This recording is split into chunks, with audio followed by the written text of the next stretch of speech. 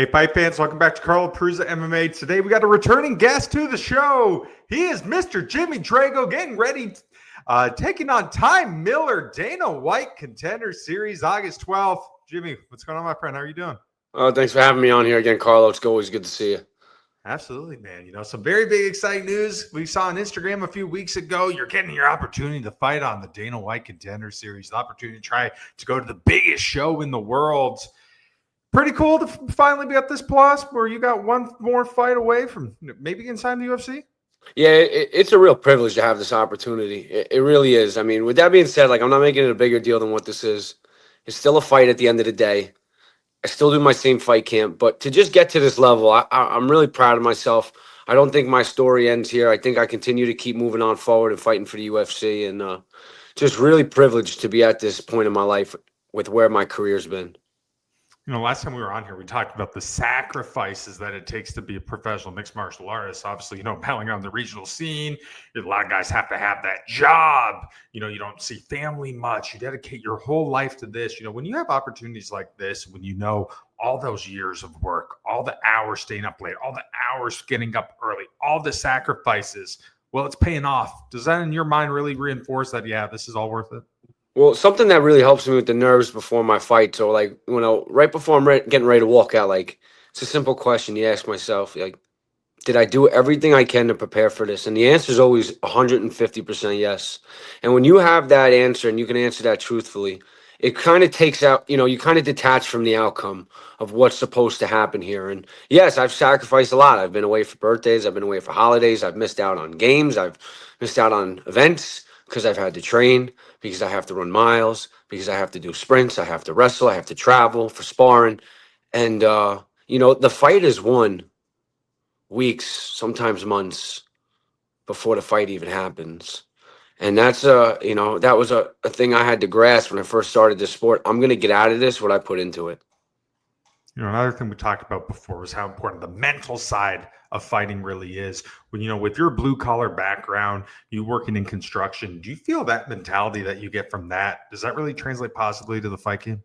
Well, it's work ethic no matter where you are. You know what I mean? And I believe I truly have an undeniable work ethic. And it doesn't matter if I got into fighting or if it was ironwork and or if, you know, I pursued another sport. I truly believe no matter what I do, I'd put 150% into it. And I learned that also in my early 20s when I got into the local 40 ironworkers, the discipline and the consistency it takes to show up every day, to work your ass off, to do the work when no one's watching, and then still go and pursue a fight career after putting in 8 to 10 hours on a building.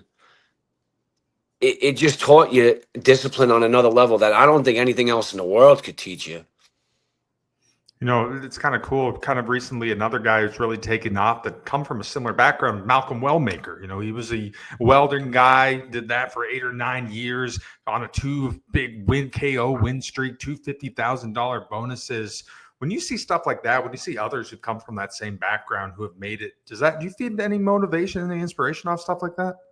Um, no, it doesn't give me any motivation or inspiration. I'm truly happy for Malcolm Wellmaker. I think that him and I are cut from a very you know, same cloth.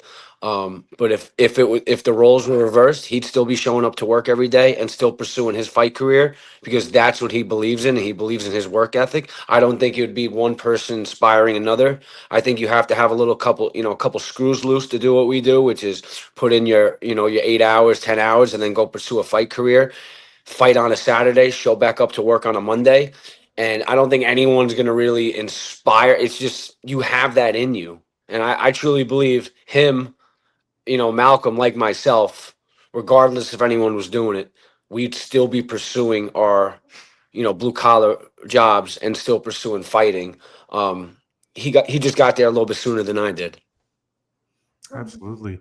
So where were you? Who called you when you found out that you were being signed onto the Contender? My wife and I was sitting there watching TV, and I got a text from my manager saying I was matched up for August 12th. And what a surreal moment, you know, because I feel like the hardest part about this sport is like there's no direction.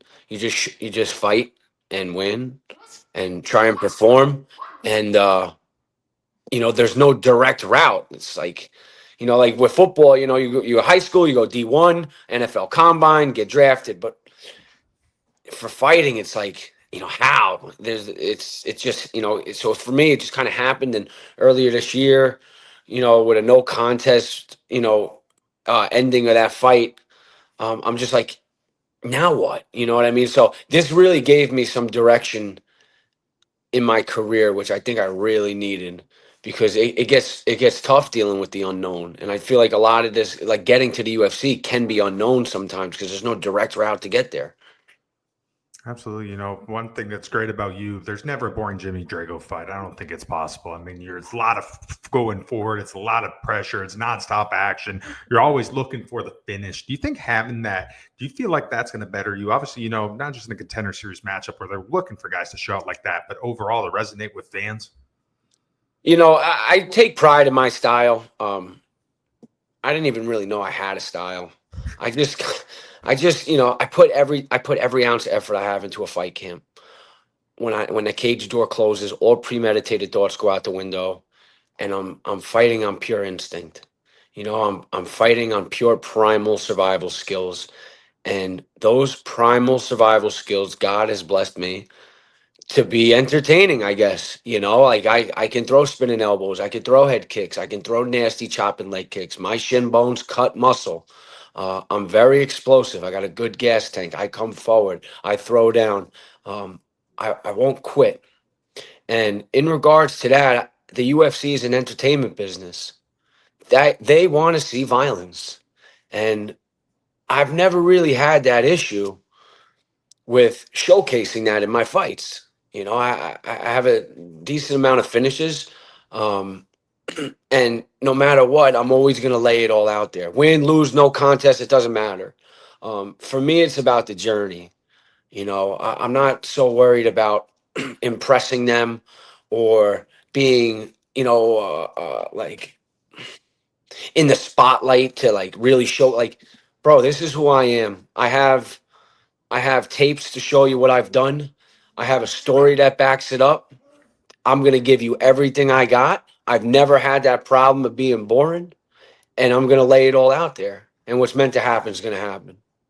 You know, when you first started getting into this, when you first started dabbling in MMA, did you ever envision something like this one day? No, truthfully, no. I wanted one pro fight, and I wanted to just kind of call it quits after that. I thought it'd be pretty badass to say I'd be a professional athlete. And I actually lost my debut, and I had lost to a fighter that they kind of switched our opponents up last minute. I beat the kid a year earlier in the amateurs, but you know, I got caught in a bad exchange and I got dropped and finished. And I was like, well, I accomplished my goal, but it's not as fulfilling as I thought it would be. And like, I just kind of kept pursuing it. And like, my career kind of got fucked with the pandemic because that took about a year and a half out of like a fight life for me, you know, and those were like crucial ages. That's 25, 26. You know, you see guys right now in the pros 7-0, you know, 10-2, then they're 25 years old. So I kind of got robbed of that a little bit. But I went on some good win streaks, and I won a title, won another title. I beat some really qualified names, and I got with a great manager, Jason House with Iridium, and win one more, Jim. We're going to try and get this done. And it's like, how do you get this far and just stop here? So right now, I'm running with this until the wheels fall off. And like I said, I'm putting every ounce of effort I have into this. Um, but no, I did not ever think it would get this far. You know, you mentioned this is really a journey, and I think that's the best way to describe it. I think the journey of being a professional fighter is like no other thing ever. I mean, there's so much roller coaster. There's highs, there's lows. Were you ever at points in this journey that you've thought about stopping this? Yeah. And then I have a friend that says to me, Jim, you wouldn't know how to sit on the sidelines. You wouldn't be able to sit in the crowd. And he's right. I think the mental battle, I think that a lot of people stop pursuing this sport, not because they weren't good enough, but because the mental battle could be torture sometimes. You know, when you're chasing perfection, you know you're never going to get there. And the highs and the lows of the camps, man. I mean, that's something I struggle with. And it's like a gift and a curse. It's a gift because I will outwork anybody I know. I will go. I won't stop. I'll do it hungry. I'll do it thirsty. I'll do it on 1 hour of sleep. I'll do it on no hours of sleep. Whatever. I will get it done. And then at the end of it, I'm like, it's not enough. And like, that's the curse part of it. So like, you're chasing this bar that just keeps getting raised. And, for me, it's like, you're like trying to outwork the doubt, but like, it'll always still kind of be there. But then that's the whole point of being brave and being courageous, because it's overcoming and stepping out of that comfort zone and still going and do these things that I've always found has been like the hardest part of fighting. But regardless, I still show up every time, and I always put the work in leading up to the fights. Last time we talked a lot about the relationship you had with your father. What would he be saying to you right now? Oh man, I tell you, he would be absolutely ecstatic. I mean, he was such a tough guy in the street, but just a heart like a mountain. Take care of anybody, protector of women and children. 9/11 hero. Just didn't play to just was a serious guy, but like a heart of gold. And he would be so proud. I really know he would be. He would be so proud, and that's something I really wish like my wife could have seen. That's something I wish I could have seen. Um, I think about it often, and it's hard, because I miss him a lot, and it's something I was robbed of in life. But I truly believe he's here. He's watching me. He guides me, and I don't got to do anything in this world alone. You mentioned in other interviews that he created a legacy. I mean, people remember him to this day from what he's done. You feel like you're on the road now to your own legacy? I think when people think of legacies and legends, well, usually they end up dying. So I don't really want to plan on dying anytime soon. But however, I will say that his legacy definitely lives on. When you come to my fights and you hear people screaming 234, they're screaming his badge number, and Mount Vernon fireman. They're just, he's still alive. He's gone 15 years, 300 people still screaming his badge number. His legacy definitely lives on. In regards to a legacy I'm leaving behind, I don't know what it is yet. They say more will be revealed. And all I know is at the end of my days, people, when they mention my name, will say, that kid impacted a lot of lives in a positive manner. And that's all I can ask for. You really are. I mean, your story is absolutely amazing. There's so many people that look up to it, that feed off of it. I mean, you're helping people overcome dark times in their life off of your past lived experiences. For you, do you find more fulfillment in that than actual fighting? I feel like everyone needs a purpose in life. I feel like fighting has given me a platform to drive my purpose, and I really do enjoy helping people. I really do enjoy showing people that there is a way out of darkness, and for my darkness was obviously drug addiction and alcoholism. I mean, that cat's been out the bag. Everyone really knows that at this point. And it's real simple. When you come from that type of world, there's just feels like there's no way out. It feels like there's no way out. You feel like you blew every opportunity you have in life, and while I'm at it, let me just run my life into the ground. And to leave that lifestyle and to come from absolutely nothing and build what I have today, it's like a slap in the face to God if I don't try and help people that are in a similar situation. And that's the way I look at it. So if it definitely gives me a sense of purpose, helping people out. And honestly, I feel like I've raised the bar high with my careers of ironworking and fighting. And I'm never expecting anybody to do those things. But if you follow the message of, hey, if you arrest your demons, you get sober, go seek help for your drug addiction. You don't have to be a professional fighter, but you could do whatever you want in this world. And that's been the message I've been trying to send to people I know, people in the community, people I meet, that reach out to me online. Handle your fucking demons. If you can overcome alcoholism, if you can overcome drug addiction, there's not a goddamn thing in this world you cannot do. And that I feel like has been a huge driving purpose in my fight career, because I feel like I'm fighting for more than myself.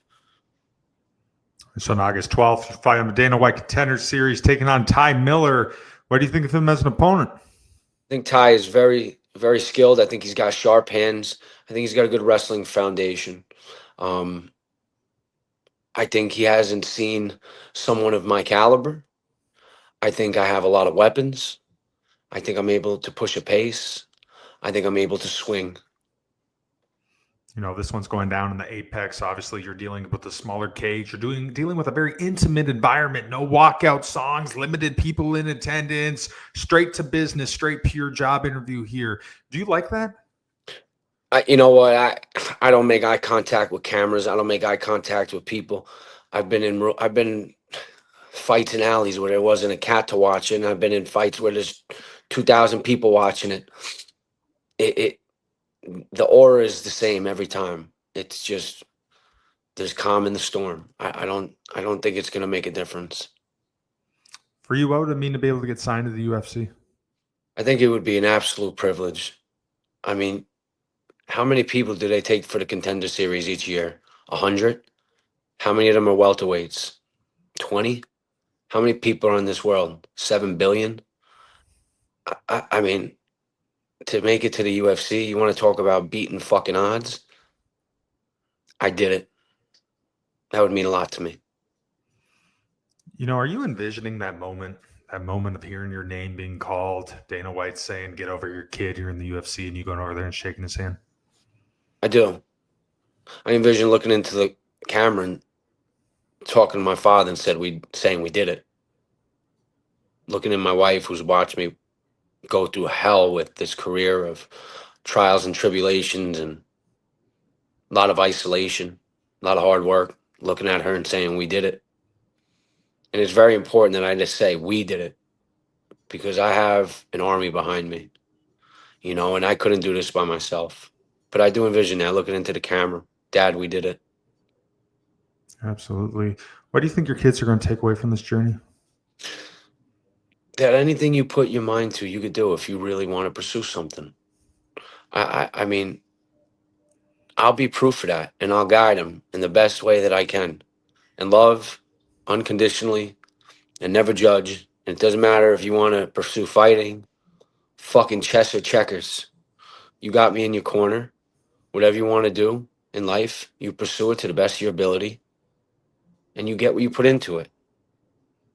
Martial arts, in my opinion, is a very powerful thing, man. I've had so many fighters tell me they're a different person because of martial arts. They were going down a bad road. They had problems in their life. Martial arts provided structure, guidance. It gave them a purpose in life. You feel like you've benefited from any sort of morals or values that martial arts possess? I've learned to control my emotions. Honestly, I think at some points I really needed to get into the gym and really like start striking bags and just really let out emotion. But I feel like that's an outlet when you don't know how to handle it. I mean, you could put me under some serious distress today, and I'm as calm as can be. I don't panic. Martial arts is and MMA has turned me into an absolute human fucking weapon. I'm capable of extreme violence, but I'm the nicest person you've ever met. I don't have a bad bone in my body. I don't go out thinking I'm better than or sizing people up. I am always a smile and a handshake wherever I go. Um, with that being said, I'm also not a fucking doormat. But it's really taught me a lot about myself, of who I am, what I'm capable of, and my father always told me, you get more bees in life with honey. And I truly believe that. People want to help out a good person. People want to be around a good person. And I never identified with like walking around like I was better than, or, I can hurt. Like that's just not me. It'll never be me. You've really been really loyal to your gym. And I think you see a lot of guys in this day and age now, they start off somewhere, they start getting a lot of hype. A lot of guys are moving to, the bigger superpower gyms around the country. For you, do you take a lot of pride in kind of staying loyal and, fighting at one of the smaller gyms? Listen, I built a beautiful life here in Yonkers, New York. My friends are here. My family is here. My community and networks here. I am a martial artist, and that goes beyond the training. It's understanding the sport. It's understanding what I'm about to go up against. Now I understand last minute changes, last minute fight replacements. There's nothing you can do about that. But there's an IQ to this sport as well. Okay. And I know how to train for a fucking fight. I know how to prepare. I know what I'm up against. Okay. So after doing this for 9.5 years, I seek out specialists. That's what I do for my fight career at this very moment. I don't know where I'm going to be in a year from now. Um, There's gyms by me that specialize in jiu-jitsu. That's where I will go. If I'm fighting a boxer, I'm going to live in the boxing gyms. I'm going to pursue hands up throwing. I've probably thrown 20,000 punches in the last 8 weeks. Um, Strike and sparring. If I have a tall opponent, I have gyms all over the place. I can reach out to tall opponents. Wrestlers, I can reach out to wrestlers. I seek out specialists. And for me, I feel like I get more out of that because it's a lot more one-on-one and intricate work, and it's goal oriented. And I could be wrong. You go into a big gym and there's a lot of big names in there. There's not as much one-on-one detail. A lot of people get it to work. I've had great experiences at a lot of those gyms. My hardest thing was being able to relocate my life at this current moment. My wife works here. If I asked her, she would up and move in a second. However, I can make it work right here for now. Absolutely. Before we wrap up here, I want to run you through some big UFC fights coming up. I want to get your prediction of who's Yeah. going to get their Don't hand take raised. my picks. Do not take my picks. So we got a big one coming up here next weekend. We got Dustin the Diamond Poirier. He's fighting Max Holloway. What a banger. Who do we got here? I'm going with Poirier in New Orleans. Yeah. We got a big middleweight contest coming up. It's Ranier to Ritter. He's fighting the Reaper, Robert Whitaker. Who do you got win that one? I've always loved Whitaker. I'm biased on that. He reminds me. I like to think I emulate his work ethic. You ever see him renounce his name, Robert Whitaker, street fighter, but then he knocks out 3-time Brazilian Jiu-Jitsu world champ. He's just a badass dude. I've always loved Robbie Whitaker. He's beat some great names. I'm going with Whitaker. And we got a big middleweight championship contest. Hamzat Chimaev fighting Dricus du Plessis. Who wins that one?